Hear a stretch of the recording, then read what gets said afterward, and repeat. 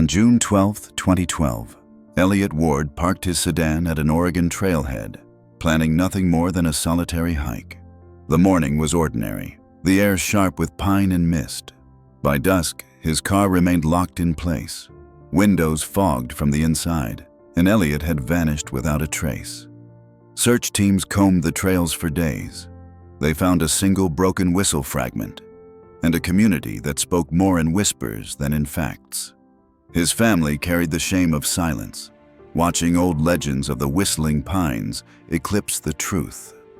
A decade later, a sealed evidence file revealed the final map Eliot carried, marked with red ink at a forgotten logging pit. That map would open the path to trial, exposing the ranger who had turned folklore into cover for murder. Before we begin, tell us where you're watching from today. And if you want more stories like this, don't forget to subscribe. The lot was still damp from the night's rain, gravel slick and dark, puddles holding the gray reflection of a sky not yet cleared.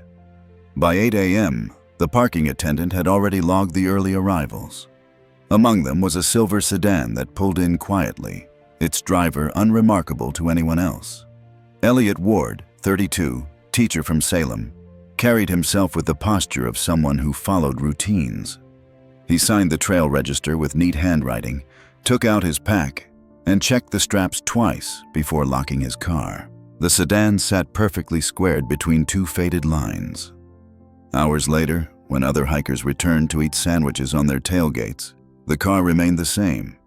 At 2 p.m., when families packed up dogs and children, it was still there, untouched, windows sealed.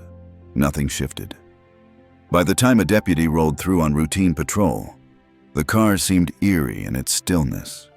The doors were locked, yes. The keys were gone. But the glass disturbed him.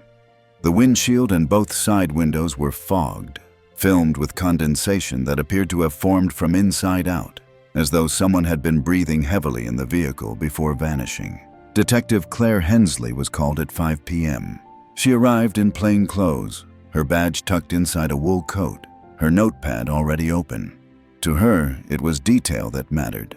A folded oilcloth map on the passenger seat, creased into 4, edges stiffened from damp use. In the middle of the map, faint but visible, was a dot of red ink. It marked nothing recognized by state guides, no official trail or campsite, but it sat squarely inside the shaded region labeled Whistling Pines. Claire noted the lot's logbook. 8:15 a.m., vehicle registered, driver's name, no checkout. She spoke with the attendant, who recalled nothing unusual. Eliot had greeted him politely, paid for a day pass in cash, then walked toward the eastern trail with a brass whistle glinting on his pack strap. Standard hiker gear, the man said. But later, when posters spread across town, it was the whistle that everyone remembered. By 6 p.m., the light had begun to fail. A quick search team assembled from off-duty deputies and volunteers. They fanned out across the lower switchbacks with flashlights. Claire logged every step. The terrain, the grids covered, the time each radio check was made.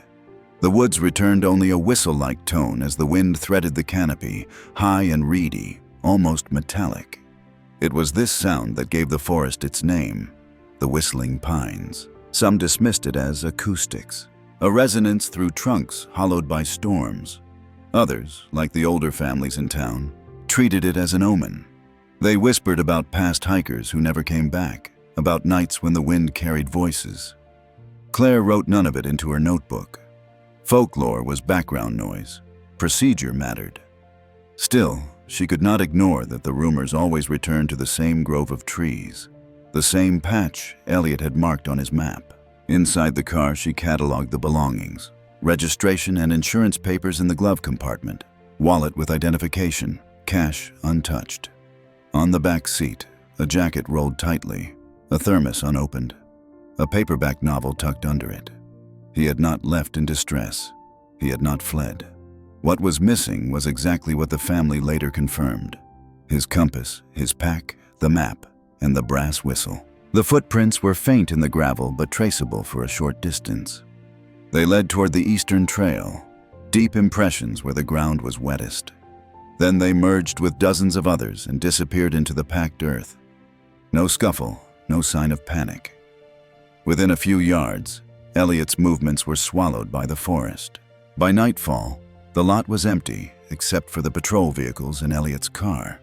The windows were still fogged, as if sealed breath clung stubbornly inside. Claire leaned against her cruiser, watching the tree line shift in the wind. She thought of the missing persons cases she had reviewed over the years. Accidents, suicides, hikers unprepared for weather. This felt different. Cars left behind were common. Windows that looked like someone was still inside were not. At 7:10 p.m., she made the first formal entry. Subject's vehicle recovered at trailhead. Doors locked, keys absent. Oilcloth map recovered, logged into evidence. Red mark noted on map within Whistling Pines region. Last verified presence, 8:15 a.m., vehicle entry only. She underlined the word only. No exit. That night, in the bars of the nearby town, whispers began. Eliot was already being folded into the legend of the forest. Some said he must have followed the sound, drawn into the trees. Others insisted the pines had claimed him the way they had claimed others before. The family, still unaware, would soon carry the burden of those whispers, of a silence thicker than any truth. Claire remained at the lot until 9 p.m., unwilling to leave the car unattended. The deputy's spotlight swept across its roof, again and again, like a metronome. Each time the light hit the windows, the condensation shimmered, as if the glass itself were alive. She opened her notebook one last time and wrote down an image rather than a fact. Locked sedan, fogged glass, absent driver. The forest stood unmoving, a wall of black trunks, but the wind carried through the canopy in a tone that pressed against the ears like a bent instrument. Claire closed her notebook. For the file, it would remain a minor observation, nothing more. But she knew the case had already begun with a wrong note. The window glass stayed fogged, as if breath still lingered inside. The following morning, the search resumed before dawn. Volunteers gathered at the ranger station, pulling on raincoats, filling thermoses, adjusting headlamps against the drizzle. Claire stood at the center of the gravel lot, clipboard under one arm, directing the grid assignments. The air smelled of wet pine and diesel from the parked trucks. By 7 a.m., the first lines of searchers had already filed into the tree line. She followed the prints from the day before. The imprints of Eliot's boots were faint but recognizable in the softer earth leading east. For 30 yards they held together, each step measured and steady. Then, near the bend where the whistling pines began to crowd close, the trail of impressions stopped as if erased. Beyond that point, the ground was hardened by traffic, packed down by years of hikers. Every trace dissolved into anonymity. She marked the location on her map and directed 2 handlers to bring their dogs forward. The hounds picked up a scent immediately, pulling their leads toward the darker grove. Their pace slowed at the first rise of the hill, where the trees grew tight, bark scarred with old weather. At one trunk, the larger of the 2 dogs halted and pawed at the soil. Claire knelt, scraping gently with her glove. A single shoe print appeared, partial and damp, as though the ground had caught only the edge of a step before swallowing it. She photographed it, wrote the time in her log, 8:42 a.m. It was then that Martha Keene arrived at the lot. The woman had been watching from her porch on the ridge above, and when word spread of a missing hiker, she came down, leaning on a cane. She was in her 70s, her hair bound tightly, her eyes clouded but sharp with memory. She waited until Claire returned from the tree line, then spoke in a voice that seemed to come from deeper years. "He walked the same path as my grandson," she said. Her grandson had vanished in 1978. He was 16, a boy named Daniel who had gone to the pines with friends one summer evening. They had dared one another to stay until the wind rose. Only Daniel never came back. The case file still existed in the county basement, but most pages were water damaged, blotched beyond legibility. What survived were references to the sound in the trees, and a note that searchers had lost the boy's tracks at nearly the same place Eliot's prints ended. Martha carried with her a folded sheet of paper. She opened it carefully, smoothing the creases. It was a crude map, drawn in ballpoint ink, lines uneven but deliberate. It showed the ridge, the road, the trail curving east, and a shaded circle where the pines grew densest. Daniel had sketched it before his disappearance. In the margin, he had written 2 words, "The Whistle." Claire compared the drawing to the oilcloth map already sealed in evidence. The resemblance was unsettling. Daniel's circle matched Eliot's red dot almost exactly. 2 maps, separated by 3 decades, both marking the same part of the forest. The townspeople who lingered near the lot shifted uneasily as Martha spoke. Some crossed their arms, unwilling to meet her eyes. Claire recognized the gesture. The silence of a place that had lived with a legend too long, where rumor replaced fact and fact was quietly buried. The search pressed on through the afternoon. Teams swept the low gullies, moving in lines, calling Eliot's name. Radios crackled with routine reports. Negative here, nothing there. At 3 p.m., one handler reported that his dog had circled frantically near a fallen tree, whining, then gone still. Soil was disturbed, but digging turned up nothing but roots and wet leaves. The sound of the wind through the canopy never relented. Claire logged each incident, her notebook filling with coordinates and times. Yet she knew the most significant entry of the day was not a footprint or a patch of turned earth. It was Martha's map, the childlike sketch of a boy long gone, echoing the oilcloth sheet Eliot had carried into the woods. By evening, the volunteers were tired, boots soaked, flashlights dull. They returned to the lot, where Martha still stood with her cane, refusing to leave. Claire asked her gently why she was so certain the cases were connected. Martha's eyes fixed on the trees. "Because the pines call the same way," she said. "And when they call, they do not return what they take." Claire did not write the sentence word for word, but she carried its weight back into town. At the diner that night, she overheard whispers from the searchers. Some spoke of the whistle sound as though it were an audible presence. Others dismissed it but lowered their voices all the same. What had begun as a routine missing person case was sliding, inch by inch, into the territory where evidence and folklore blurred. At 9 p.m., Claire filed her summary. Search continued eastward. Tracks terminated at Grove. Dog alert at one location, no result. Witness provided hand-drawn map dated 1978, consistent with oilcloth map from subject vehicle. Recommendation: preserve witness document as comparative artifact. She set down her pen and stared at the words. A boy 34 years earlier had drawn almost the same map that Eliot Ward carried. Both had walked into the whistling pines. Neither had returned. The footprints ended where the trees thickened and the sound began. The county archive was housed in the basement of the courthouse, a concrete room with pipes running along the ceiling and the smell of dust that clung to paper. Claire signed in under her badge number, then descended the metal steps. The fluorescent tubes flickered in a rhythm that made the silence sharper. She had requested the files from 3 earlier disappearances, 1978, 1985, and 1999. All were logged as unresolved, each with a brief narrative of initial search, no recovery, and eventual suspension. She laid the folders out on the table. The 1978 file belonged to Daniel Keene, the boy Martha had spoken about. Most pages were water-stained, corners curled. Handwriting bled until it was unreadable. Only a few notes survived in legible form. One search log ended abruptly, as if torn. Sound carried, like a Y. The rest was gone, a jagged edge where the paper had been ripped. Claire ran her fingers along it. The tear was too straight to be accident. The 1985 case was a woman in her 20s, a student traveling through on summer break. She had registered at the same trailhead, hiked alone into the whistling pines, and never returned. The file contained the standard forms: witness statements, grid maps, expenditure receipts for search fuel and food. What caught Claire's eye was a single photograph.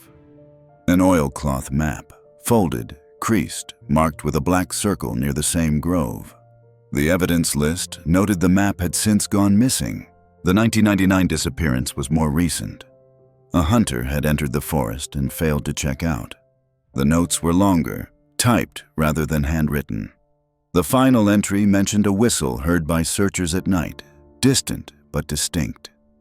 The team had followed the sound for half a mile before it faded into nothing. They wrote it down as atmospheric interference, perhaps a radio bleed. Still, the word whistle appeared 3 times, underlined once. 3 cases spanning decades, all converging on the same patch of trees. Each carried some trace of a map, a mark, or a sound. And now Eliot Ward, with his own map and his own whistle, was gone. Claire photocopied the surviving fragments, careful with the 1978 page. She placed them side by side with Eliot's map, already sealed in a transparent sleeve. The similarities were hard to dismiss. Circles and dots drawn by different hands in different years, pointing toward the same forbidden corner of the pines. She wrote a note in her log. Pattern suggests area of recurrence. Maps reappear as symbols across decades. The phrasing was dry, but she felt the unease of repetition. At noon, she visited Martha Keene again. The old woman kept her grandson's room intact, a shrine of sorts. Faded posters on the wall, a school jacket folded on a chair. She brought down a shoebox from the closet. Inside were scraps, a half-used notebook, coins, a brass whistle dulled by time. Claire picked it up. The shape was nearly identical to the whistle Eliot carried. She turned it over in her palm, felt the weight of an object meant for safety but now heavy with memory. Martha explained that Daniel had taken the whistle with him that night, though searchers never recovered it. "If it came back here," she said, "someone returned it." The notion unsettled Claire. She logged the whistle, photographed it, promised to run a comparison later. In the diner that evening, talk spread.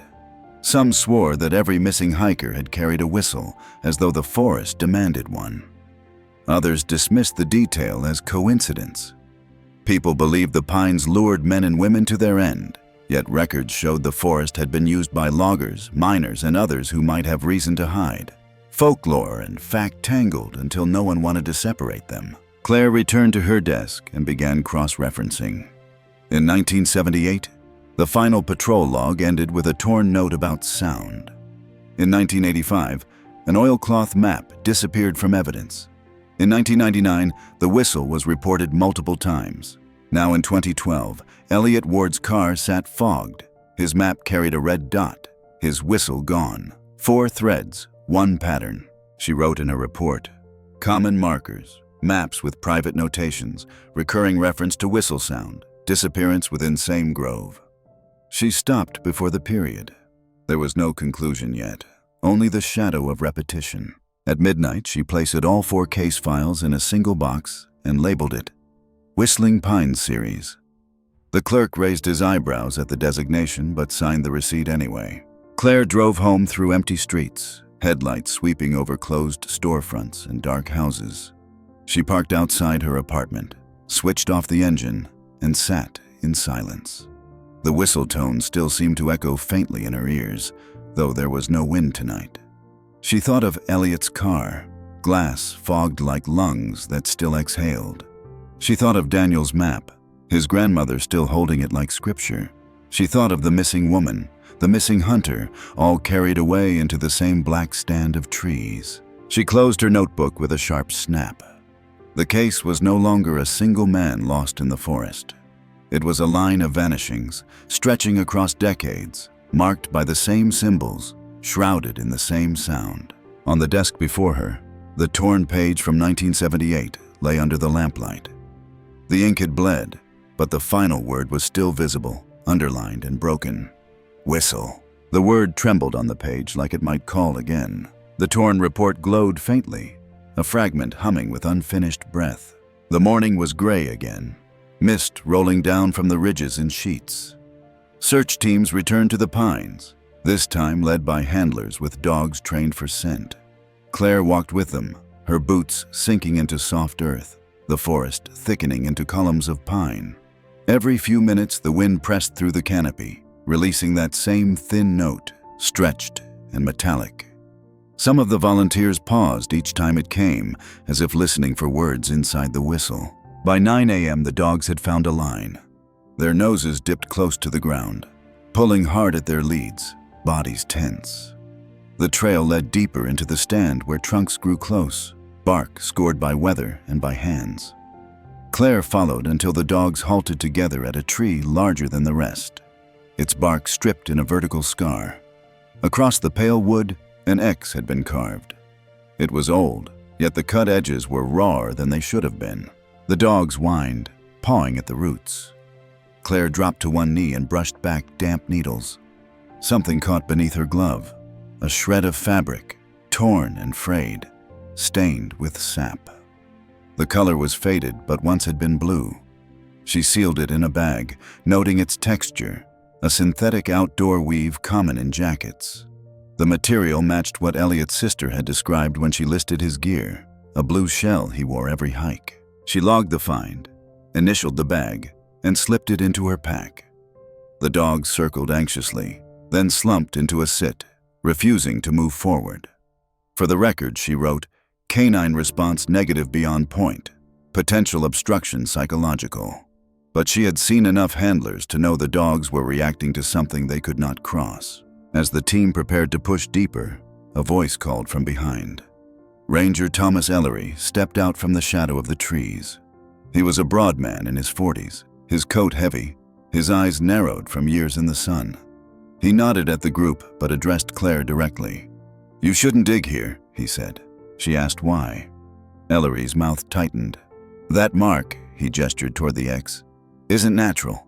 We used to cut signs like that in the 90s when the company was logging out past the ridge. Some places were never meant to be reopened. Dangerous ground, unstable." His words were even, but the hesitation behind them was unmistakable. She pressed, asking whether unstable meant geological or legal. He looked past her toward the tree line and didn't answer. Back at the station later, Claire opened the evidence bag again. The shred of fabric smelled faintly of pine pitch, sticky at the edges where sap had hardened. Under magnification, it showed threads coated in industrial paint flecks, blue mixed with a trace of green. Lab notes would later confirm it matched the type of protective finish used on outdoor jackets manufactured within the last 5 years. Eliot's jacket was purchased in 2010. She cross-checked the evidence log from 1985.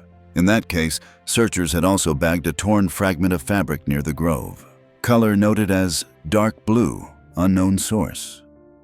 That piece had gone missing from the archive years later. Now she held one almost identical. In the town, whispers spread faster than reports. Some said the X was a marker of burial, carved by men who had worked illegal shifts in the forest. Others believed it was a warning, meant to keep wanderers out of land tainted by more than just logging. People believed the pines themselves marked those they intended to keep, yet records showed men had once used the same trees to conceal their work. Claire filed the evidence under a new subcategory, textile sample, possible repeat marker. She added Ellery's name to her list of interviews. On paper, he was only a ranger, a guide for visitors, but his hesitation lingered. He had not said the words, but the silence behind his warning was louder than the whistle in the canopy. That evening, she spread out the documents on her desk. Daniel Keene's torn page from 1978, the photograph of the missing 1985 map, the whistle references from 1999, Eliot's oilcloth with its red dot, and now a scrap of blue jacket pulled from the scarred tree. Each case was bleeding into the next, lines converging at a single grove marked with an X. She wrote her last entry of the day at 10:14 p.m. Evidence indicates recurrence of material traces in identical location. Local ranger warns not to excavate. Unclear whether geological hazard or concealment of prior acts. The shred of fabric glowed faintly under the lamp, sticky with resin, whispering of something dragged against bark before silence fell. The X on the pine glared pale against the dark woods. The static came first, a sudden burst that crackled across the radios of the search team. It was logged at 4:27 p.m., a time noted precisely in the dispatch records. Claire was less than half a mile from the grove when her earpiece filled with the jagged hiss. For 3 seconds, it warped into something that almost resembled a whistle. High, sharp, held longer than any natural interference should. Then it was gone. The handlers exchanged uneasy looks. One tapped his device, certain it was malfunction. But the other units confirmed the same noise, all on the same channel. Claire wrote it down in her notebook. 1627 hours, radio distortion, tonal frequency similar to whistle, duration 3 seconds. It would remain in the logs, a sterile line on paper, though in the moment it unsettled every ear that heard it. When the team returned to the lot at dusk, a small crowd had gathered. Townspeople had begun to leave tokens near the trailhead. Candles, ribbons, a faded photograph of Eliot clipped to the bulletin board. Someone carved the shape of a whistle in wood and tied it to the signpost. The carved piece was crude, its edges splintering, but already it looked like an emblem. The search was only days old, yet a symbol was forming around the absence. Claire stepped inside the diner that evening to warm her hands. At a booth near the window sat Deputy Reed, the youngest in the department. He gestured her over, uneasy. His face was pale, his uniform shirt wrinkled from long hours. He spoke low, barely above the clatter of cutlery. "I don't buy into stories," he began. "But last night, on patrol near the pines, I heard it. Not the wind, a whistle. 3 notes, clear as anything. I followed it until it just stopped." Claire listened, not writing yet. Reed rubbed his palms on the tabletop. "I know how it sounds. People will say I'm chasing myths, but I'm telling you, it was out there." He swore he had found nothing tangible, no figure, no light, only the sound that ended in silence. She finally wrote it down, a statement taken. Deputy Reed, 7:52 p.m., auditory anomaly, consistent with subject folklore. In her mind, though, it was more than anomaly. It matched the log entry from 1999 when searchers reported pursuing a whistle in the night. It matched the fragment of Daniel's page from 1978. The recurrence was too deliberate. By the 3rd day, the trailhead resembled a vigil more than a staging ground. Dozens of candles lined the gravel. Children pressed drawings to the signboard, most depicting trees swaying and a man walking into shadow. On several sheets, a whistle hung around his neck. The detail spread as if collective memory had chosen it. Claire stood by Eliot's car again, its windows still fogged despite being towed into the impound lot. She leaned close, her breath misting the glass, and saw her own reflection merge with the smear inside.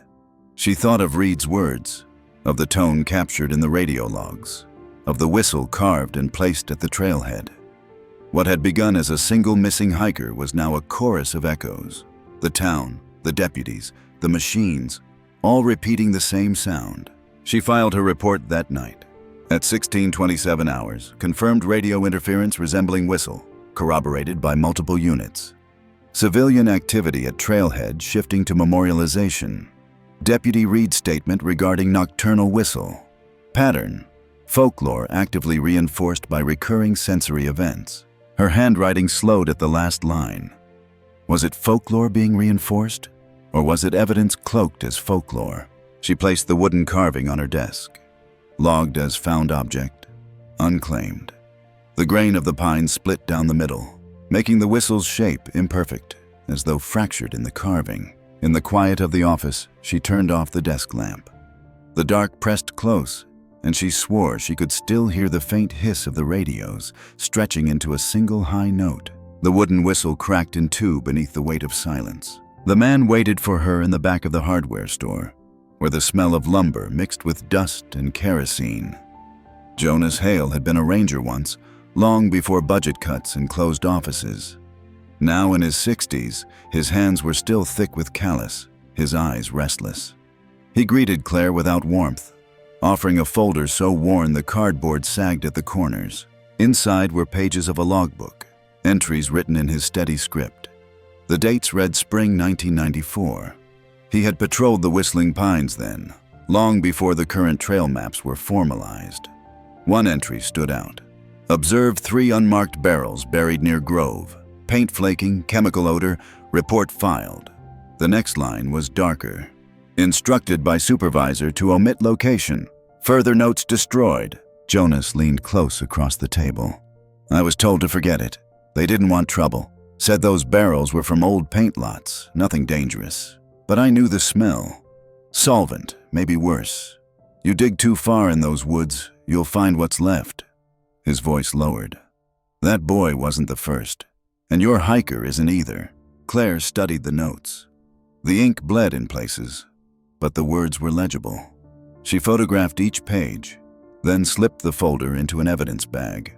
The county had no record of this in its files. The official log books from 1994 contained no mention of barrels, no mention of disposal. Someone had cut the record before it reached the archive. Back at her desk, she laid Eliot's oilcloth map beside the copied pages.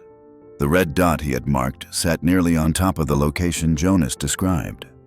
Whether Eliot knew the history or stumbled upon it by chance, he had entered ground that others had tried to keep off limits.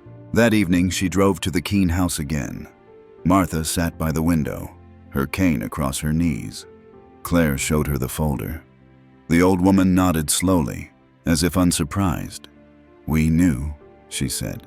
"They said the forest was poisoned, but no one wanted the truth written down. Better a legend than a scandal." In town, the whispers shifted.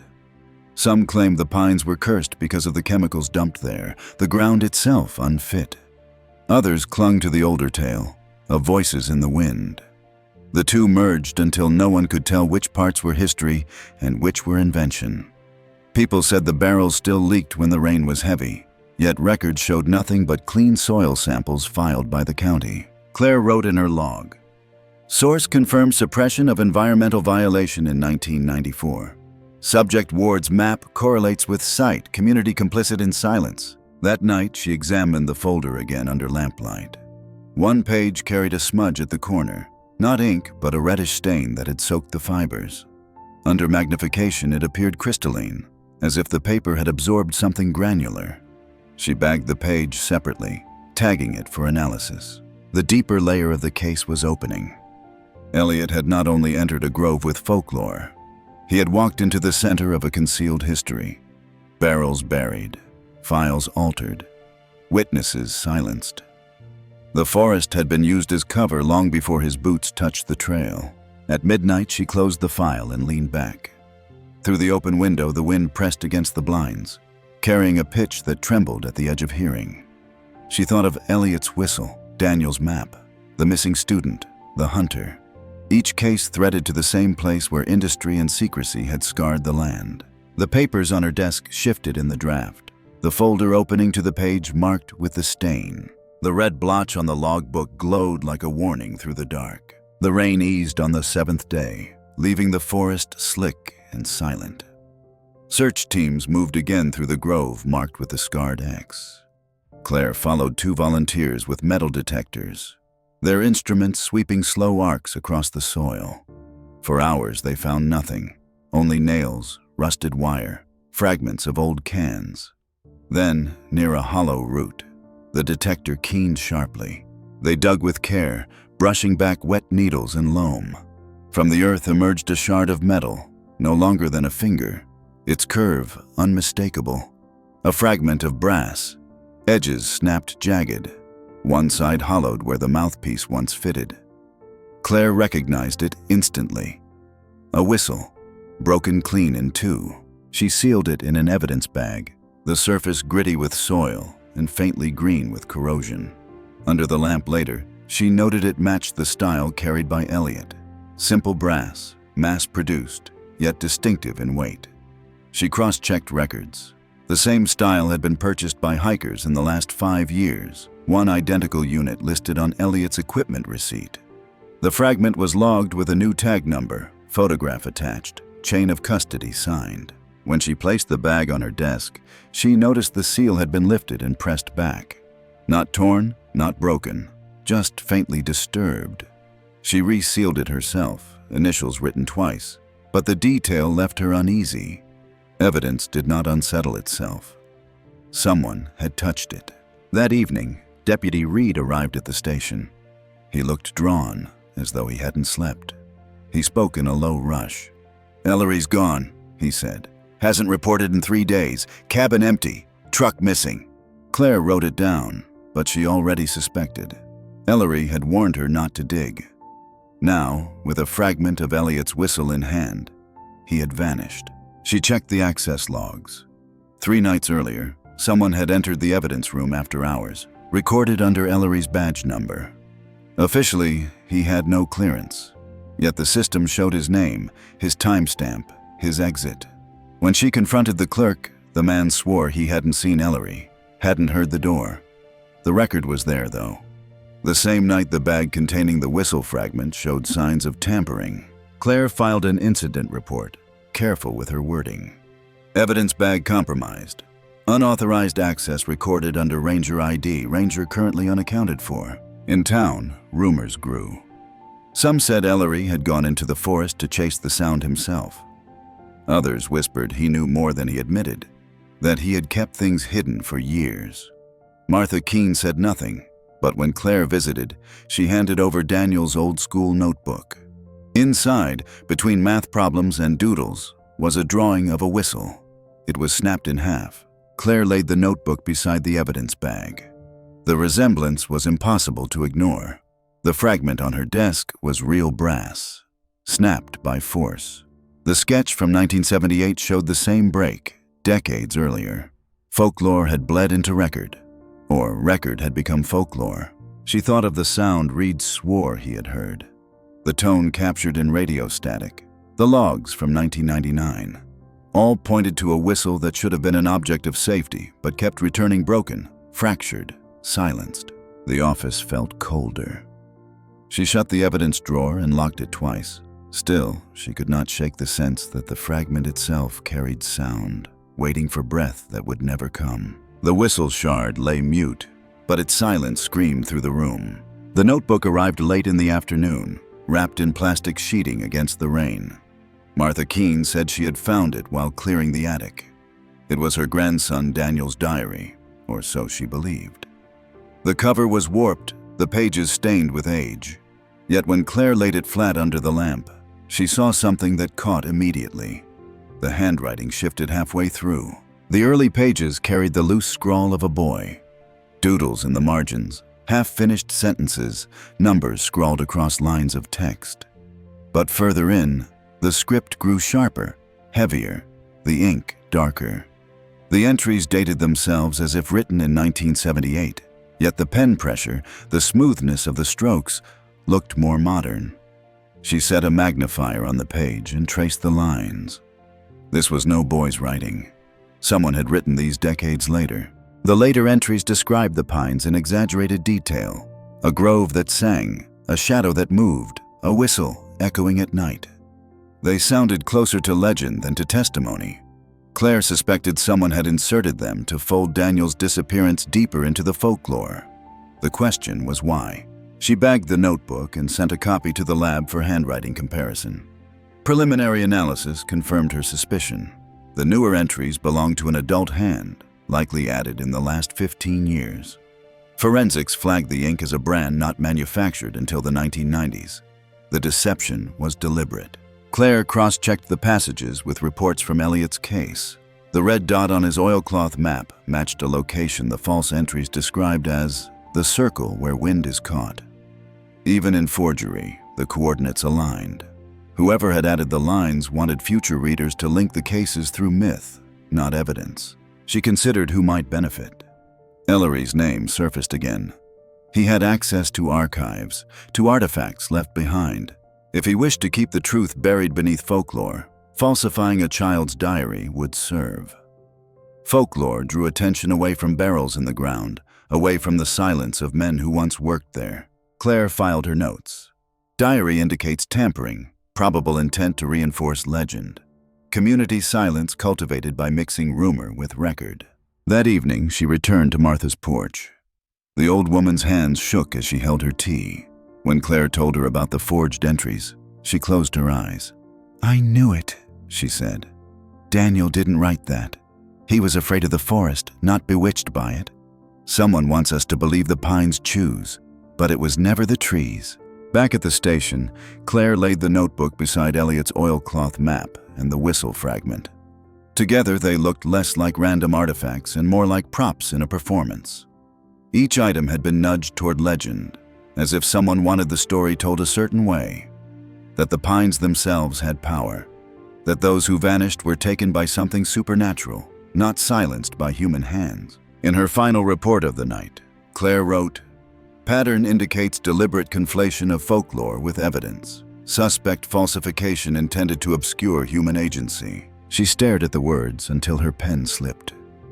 Outside, the whistle tone rose through the canopy again, though the night was still. The diary lay open on her desk, the forged entries gleaming wetly as though ink had just dried. The fresh black lines bled like wounds that never closed. The man was waiting outside the mill on the edge of town, leaning against a stack of weathered lumber. Calder Lowe had worked the forests for decades, a carpenter by trade, but he had once run shifts under the old logging contracts before the land was closed. His hands were thick with sawdust, his eyes pale from years under fluorescence. When Claire approached, he lit a cigarette, inhaled deep, and exhaled smoke that curled like mist. "You're digging into the wrong trees," he said, "but you already know that." He told her about the 90s, when crews cut deeper into the whistling pines than permits allowed. Ellery was a young ranger then, supposed to enforce limits, but he became the broker instead. Logs left the forest at night on trucks without plates, stacked under tarps. Men were paid in cash, off the books. And when barrels appeared, waste from who knew where, Ellery ordered them buried in the old pit. It wasn't just wood they hid, Calder said. It was the men who saw too much.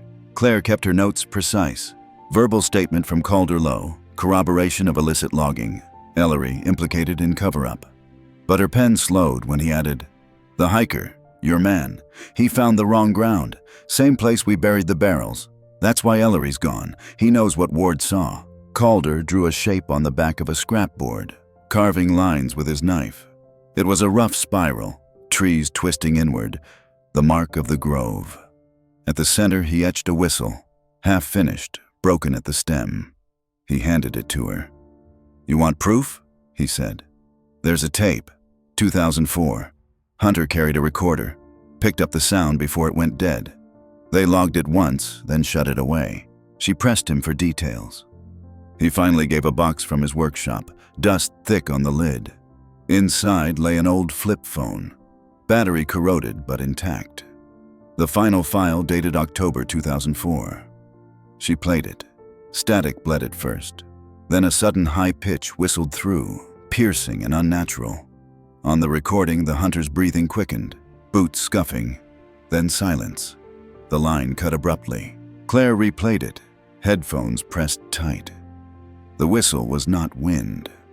It was a note, forced through metal, trembling at the edge of distortion. Back at the station, she filed the phone under evidence. The timestamp matched a missing persons report from that year, a hunter never recovered. Once again, the sound preceded absence. In town, news of Calder's admission spread fast. Some said he was lying to protect himself, shifting blame onto Ellery. Others insisted the carpenter had finally spoken the truth no one else dared. Folklore tangled with confession until both sounded the same. People whispered that the whistle came not from the forest at all, but from men trying to mask the cries of those they silenced. Claire returned to her desk and laid the spiral carving beside the whistle fragment, the oilcloth map, the forged diary. Each piece echoed the others. Spiral, dot, broken note. Whether carved, drawn, or recorded, they all pointed to the same place and the same man. She wrote in her log, "Pattern extends. Multiple witnesses implicate Ellery. Spiral motif and whistle sound repeated across artifacts. Evidence converging on pit site." But she did not close the notebook. Her eyes lingered on the scrap of wood Calder had carved. The spiral drew her inward until she felt dizzy, as though the mark itself pulled her toward the grove. At its center, the broken whistle gleamed in the lamplight, split clean in two. The spiral etched on wood seemed to twist long after she looked away. The pit lay half hidden beneath a slope where the forest thickened, roots gripping the soil like claws. Claire and Calder hiked there at dawn, boots sinking in moss, fog clinging to their jackets. A rusted sign leaned against a tree, the letters barely legible, "Private Property." The chain across the path was snapped, links crusted with orange, as though it had broken years ago. The air carried a sourness, faint but distinct, metallic under the scent of pine. Calder led the way with a lantern. "This was one of the old pits," he said. "We left stacks of logs here. Later, other things." His voice thinned on the last words. They reached the edge. The pit was shallow now, filled with fallen timber, soil collapsed in heaps. Beneath the debris, wood beams jutted out at angles like broken ribs. Claire pulled on gloves and began to shift the upper layers aside. Calder joined, breathing heavy. For an hour they worked in silence, lantern light swinging against the walls of rotted wood. At last her glove brushed something hard. Not bark, not stone. She drew it into the light, a slat of timber streaked with dark brown. The stain had sunk deep, years old. She swabbed it carefully, sealing the sample. Preliminary field test glowed faintly. Protein trace. Blood. They pressed deeper. More beams lay tangled, and on one, near the joint, a smear of color still clung. This one was brighter, a rusty red preserved where damp hadn't reached. Claire scraped a flake into a vial, labeled it, placed it in her pack. Later analysis would confirm what the preliminary test already suggested: human origin. The lantern trembled as Calder set it down. He muttered that others had been here too, long ago. Men who'd whispered of accidents, of bodies carried off the books. "Ellery knew," he said. "He kept it quiet, told us the forest would take the blame, and people believed it." Claire stood in the pit, her boots in damp soil, her hands raw from lifting beams. Around her, the pines whistled faintly, the sound threading into the hollow like breath through a flute. She thought of Daniel Keene, 16 and lost in 1978. The stain on the timber could be his or someone else's. The DNA would tell. Back in the lab 2 days later, the results landed on her desk. Mitochondrial DNA extracted from the timber matched a reference sample preserved in the archive. Hair combed from Daniel Keene's belongings, stored in a brittle envelope since 1978. The chain was intact, the record unbroken. The stain belonged to him. Claire logged it with shaking hands. After 34 years, Daniel Keene had not vanished into folklore. His blood remained, embedded in timber cut by human saws, hidden under beams arranged to collapse. The forest had not taken him. Men had. She prepared the report, page after page, attaching photographs of the pit, the chain, the stains, the DNA match. Each line pushed the case further from legend and closer to indictment. The whistling pines were no longer just a story told by wind. They were a burial ground for secrets men had chosen to hide. When she returned to the pit with deputies, the wind rose again, thin and sharp, cutting between the trunks. It carried through the hollow beams like an instrument left to rot. The sound whistled long and high, echoing until it seemed to come from within the pit itself. The lantern flickered. Claire sealed the site, ordered guards, logged everything. Still, as she stepped away, the sound followed. The pale beams jutted upward, bleached like bones against the dark. The envelope arrived without warning. No return address, no postage mark beyond the county sort. It was left on Claire's desk one morning, slipped under the station door sometime in the night. Inside was a torn scrap of oilcloth, edges frayed, damp still clinging to the fabric. Drawn across its surface in fading red ink was a fragment of a map. The lines bent inward toward a circle, almost identical to the dot Eliot Ward had marked. A single note was scribbled in block letters. He saw too much. Claire sealed the piece, tagged it, and sent it for immediate prints. Hours later, the lab called. One partial impression stood out among the smudges. Ridge pattern, right thumb. Database confirmed the match. It was Ellery. He was alive, he was moving, and he was trying to send a message. That evening, deputies canvassed the county roads. At 10:03 p.m., a patrol spotted Ellery at a gas station off Route 22. He was standing by his truck, filling the tank, head low under the brim of his cap. The moment he recognized the cruiser lights, he froze. Claire stepped out, badge in hand.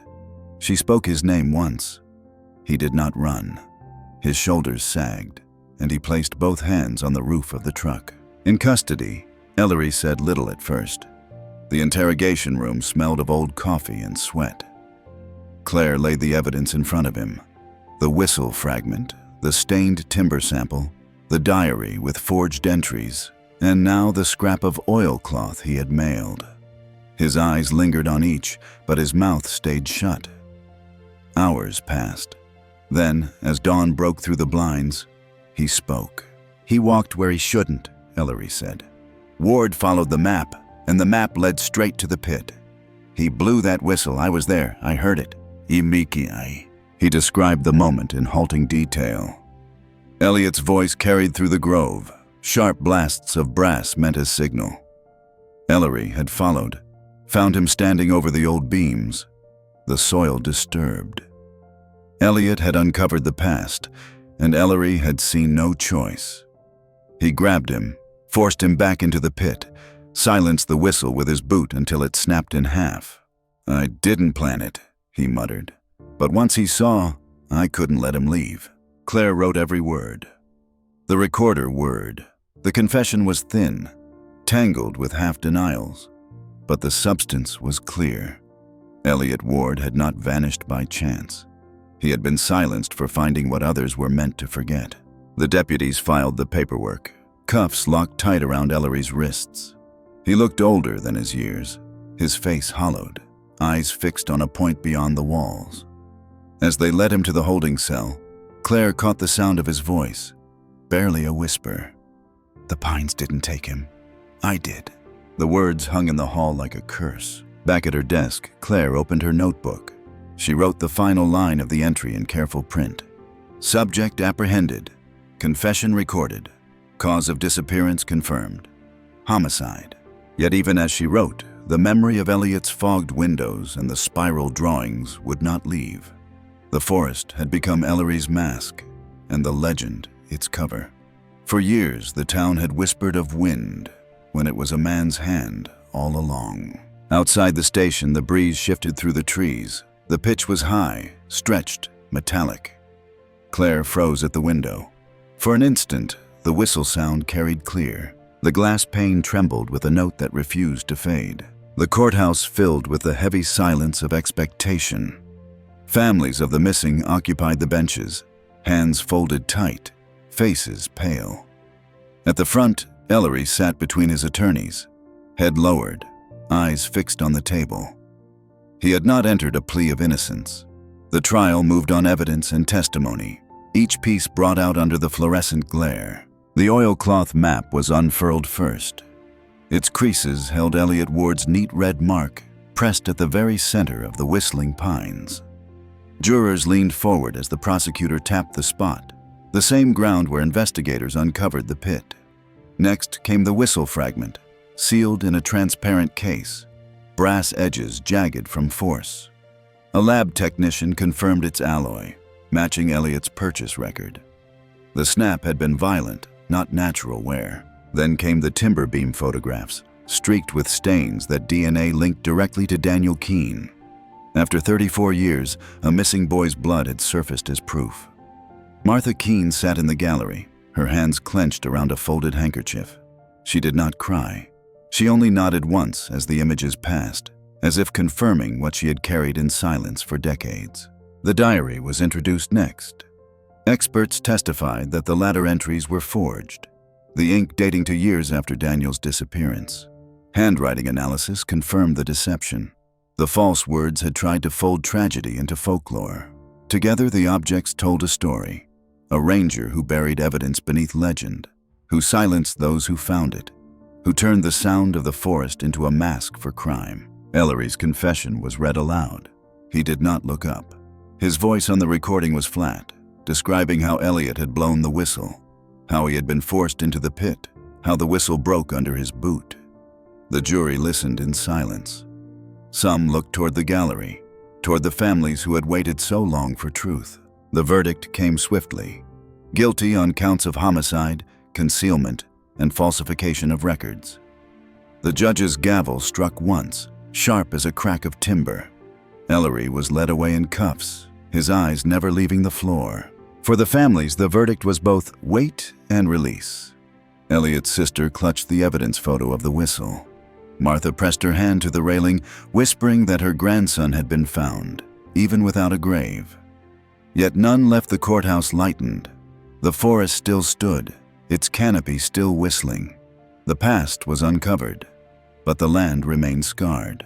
Claire filed her final report. She attached the chain of artifacts: oilcloth map, whistle fragment, timber samples, forged diary. They were logged now as exhibits, entered into public record. But even in their sealed cases, they carried something beyond fact. The map seemed to point endlessly inward. The whistle, broken, looked as though it might still carry a note if pressed to lips. The legend of the whistling pines had been used as cover, a mask for silence. Now it was stripped away to reveal human hands, greed, secrecy, violence. Yet in the courthouse halls, as families filed out, the faint pitch still seemed to follow, high and metallic, threaded through the air conditioning vents like breath caught in hollow wood. Justice had closed the case, but the sound remained. The whistle's note lingered, thin as breath against glass.